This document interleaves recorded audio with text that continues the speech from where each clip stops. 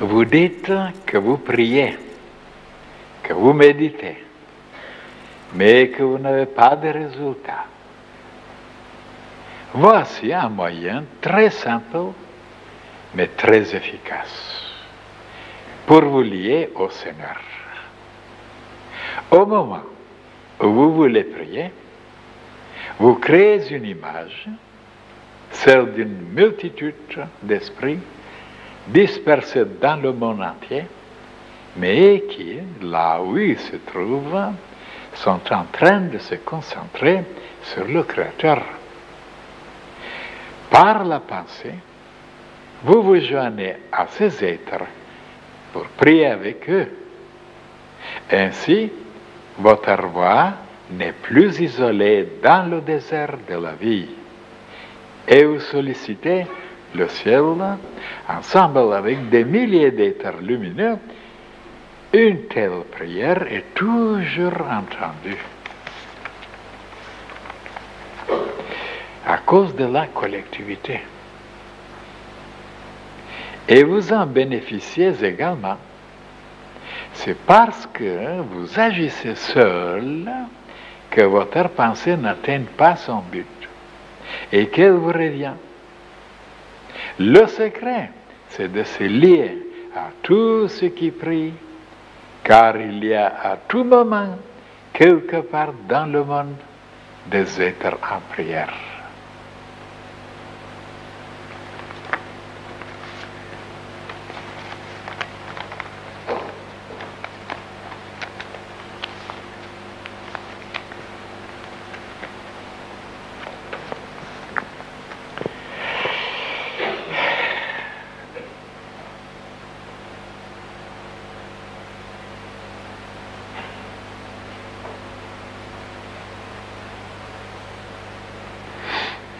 Voilà une chose très nouvelle, mes chers frères et sœurs. Je suis absolument sûr que vous n'avez jamais trouvé ça dans aucun livre et entendu par quelqu'un. Voilà encore une chose vraiment puissante, efficace, réelle. Et pourquoi? Parce que il y a le nouveau côté, c'est la collectivité. Et comme la collectivité, c'est une réalité, la collectivité sous-entend la vie universelle, de se lier avec tout le cosmos. Ça veut dire d'élargir son cercle, si limité, si étroit, si petit. Alors, on s'approche de plus en plus vers la réalité, vers la vérité. Tandis que, comme on est toujours habitué de se séparer, de s'isoler, d'être tout seul, d'être quelque part, on ne sait pas où, alors c'est toujours cette mentalité, cette philosophie qui est tellement propagée, et bien voilà, c'est elle qui empêche la réalisation de certaines prières. Bien sûr que même quand on prie, tout seul, en réalité, puisqu'on se lie avec le Seigneur, eh bien, le Seigneur c'est la collectivité, c'est l'immensité, c'est tout. Donc quand même on s'approche, mais c'est plus lent, c'est moins efficace, il faut plus longtemps, et ainsi de suite.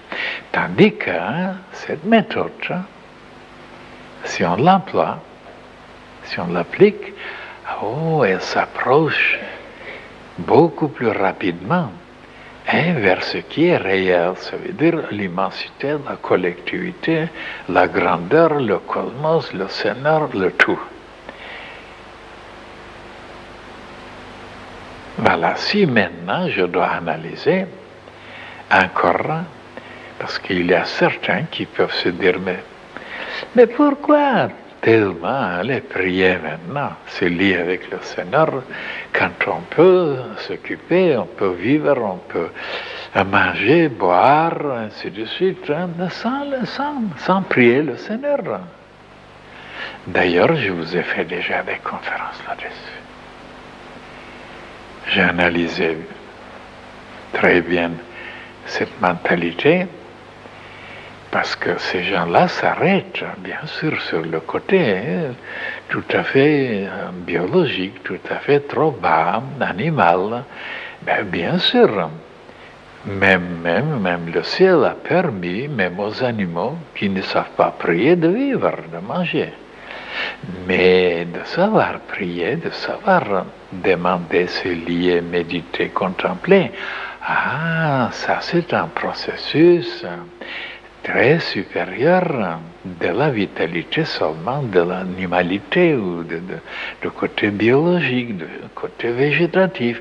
Donc c'est un degré beaucoup plus supérieur qui se trouve dans l'âme et dans l'esprit, et à ce moment-là, on reçoit des choses que les animaux ne peuvent pas recevoir, les plantes non plus.